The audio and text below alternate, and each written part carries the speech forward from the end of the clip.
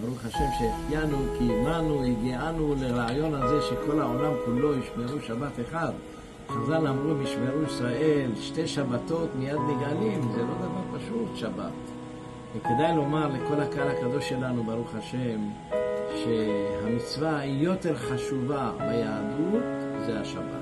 עד כדי כך שהיום הכיפורים הקדוש שלנו, שזה היום הכי חשוב, הוא בדרגה פחותה מן השבת.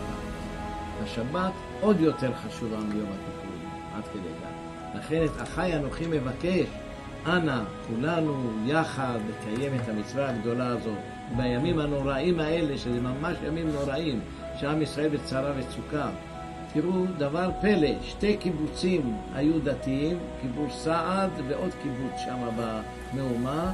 הם שמרו את השערים שלהם בשבת, סגרו את זה, והרשעים האלה, הארורים האלה שבאו להכות אותנו והרגו מאיתנו קרוב ל-1,500 אנשים, לא יכלו להיכנס למקום הזה, והסעד והקיבוץ השני, לא זוכר את שמו כרגע, גם ניצל. 2 קיבוצים שסגרו את השערים שלהם בשבת, ניצלו, ולא נהרגו להם אנשים. היחידים מכל הקיבוצים שהיו שם. כדאי לפרסם את זה. חס ושלום, כולם קדושים, לא באנו לומר שהם לא היו טובים. כולם קדושים, כל ישראל קדושים, טהורים, אבל אלה ששמרו את השבת, היה להם נס מיוחד.